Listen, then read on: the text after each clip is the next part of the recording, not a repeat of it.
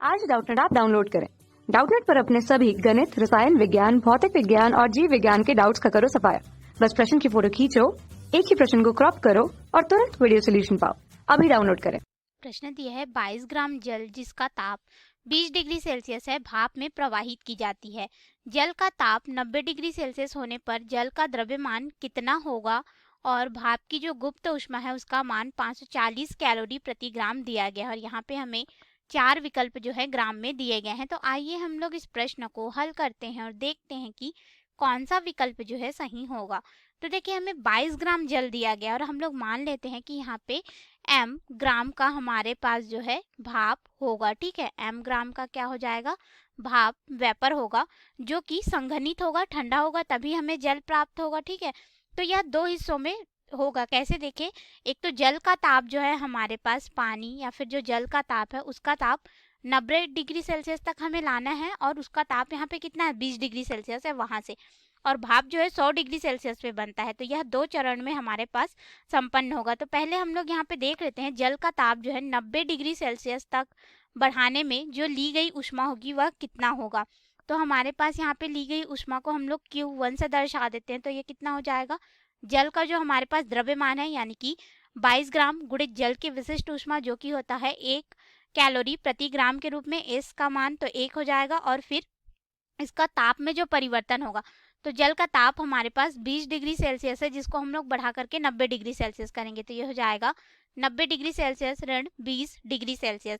इसको हल करेंगे तो Q1 यानी कि जल के ताप को बढ़ाने में 90 डिग्री सेल्सियस तक बढ़ाने में जो ली गई ऊष्मा का मान है वह हम लोग निकाल सकते हैं, जो कि हमारे पास यहाँ पे हो जाएगा 22 का गुणा 1 से करेंगे तो 22, और यहाँ पे फिर हम लोग 90 को 20 में से घटा देंगे तो ये हो जाएगा 70, या फिर हम लोग इसको रूप में भी रख सकते थे। ठीक है, तो ये हमारे पास, इसे हम लोग समीकरण 1 नाम दे देते हैं। अब देखिए यहाँ पे क्या हो रहा है कि हम लोग जल को भाप में परिवर्तित करेंगे। ठीक है, तो जल जब भाप में यहाँ पे इस तरह से परिवर्तित होगा तो इसका ताप कितना होगा, 100 डिग्री सेल्सियस पे जल उबलेगा और यह भाप बनेगा। ठीक है, इस पे भाप बनेगा। अब यहाँ पे यह संघनित होगा, तो संघनित होगा तो पहले 100 डिग्री सेल्सियस का पानी बनेगा। ठीक है, यानी कि यह जल बनेगा, और जब जल बनेगा तो उस समय यह ऊष्मा को उत्सर्जित करेगा। ठीक है, क्योंकि इसको हम लोग संघनित कर रहे हैं।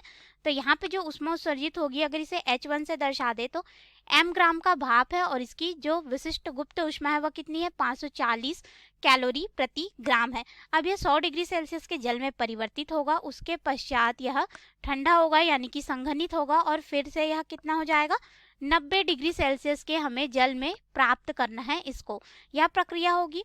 तो इस समय यहाँ पे फिर से यह अपनी ऊष्मा को उत्सर्जित करेगा, तो उसको उत्सर्जित कर रहा है तो H2 के रूप में इसको हम लोग दर्शा देते हैं, जो कि हमारे पास हो जाएगा जल, यानी कि m ग्राम का हमारे पास जल प्राप्त होगा गुणित जल की विशिष्ट ऊष्मा 1 कैलोरी प्रति ग्राम गुणित यहाँ पे तापांतर, तो तापांतर कितना होगा, 100 डिग्री सेल्सियस से यह 90 डिग्री सेल्सियस के जल में परिवर्तित होगा, इस तरह से होगा।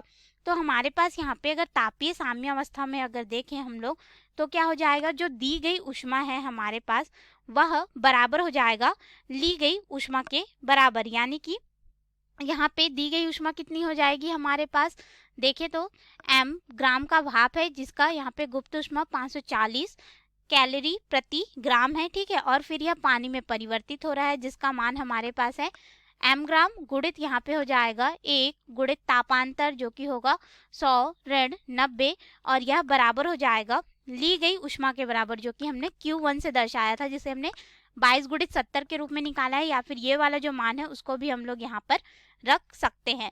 तो इसको हम लोग हल कर लिए, तो ये समीकरण 1 से मान रखेंगे तो ये जाएगा 22 गुणित 70 के रूप में।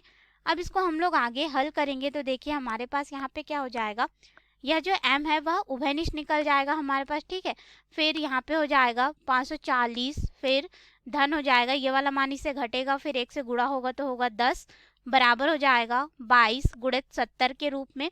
और हमें m का मान चाहिए तो हम लोग क्या करेंगे, इस पद को इधर पक्षांतर करेंगे तो ये आपस में जुड़ जाएगा, तो हमारे पास 550 हो जाएगा, यानी कि 22 70 बटे यहाँ पे मान हो जाएगा 550। अब इसको हम लोग हल कर सकते हैं, देखिए किस तरह से, यहाँ से शून्य जो है कट जाएगा, 11 से यह 2 बार में और 11 से 5 बार में, फिर ये कितना हो जाएगा 14 बटे 5 के रूप में। फिर 5 से हम लोग इसको भाग दे देंगे तो यहाँ पे जो मान है वह हमारे पास लगभग हो जाएगा 2.8 के रूप में। कैसे देखिए, 5 से ये एक बार में हो जाएगा, 5 से 2 बार में तो 10, फिर 4 बचेगा, दशमलव लगा देंगे, 40 हो जाएगा, यानी कि 5 अट्ठे 40, यानी कि ये हो गया 2.8 के रूप में हमें प्राप्त होगा। तो यह तो हमारे पास किसका मान आया, वह जो भाप था परिवर्तित हुआ पानी में, लेकिन हमारे पास पहले से कितने ग्राम पानी था, 22 ग्राम पानी था। तो कुल यहाँ पे जो जल की मात्रा होगी मिश्रण में, उसको अगर हम लोग देखें तो इसे हम लोग m वाटर के रूप में दर्शा देते हैं। मिक्सचर में जो हमारे पास यहाँ पे वाटर जल की जो मात्रा है वह कितना हो जाएगा, 22 ग्राम पहले से था और हमें अब यहाँ पे 2.8 ग्राम प्राप्त हुआ है, यानी कि यह कुल हो जाएगा 24.8 ग्राम। तो ये रहा प्रश्न का उत्तर। अब इसके अनुसार विकल्प में आएंगे तो विकल्प ए दिया है 24.8 ग्राम बिल्कुल सही है, बी 24 ग्राम गलत हो जाएगा, सी 36.6 ग्राम गलत है, डी 30 ग्राम ये भी गलत है। अर्थात जो सही विकल्प होगा हमारा ए विकल्प होगा। धन्यवाद। कक्षा 6 से 12वीं से लेकर नीट, IIT, JEE वो एडवांस के लेवल तक 1 करोड़ से ज्यादा छात्रों का भरोसा। आज ही डाउनलोड करें डाउटनेट ऐप या व्हाट्सएप करें अपने सारे डाउट्स 8400 400 400 पर।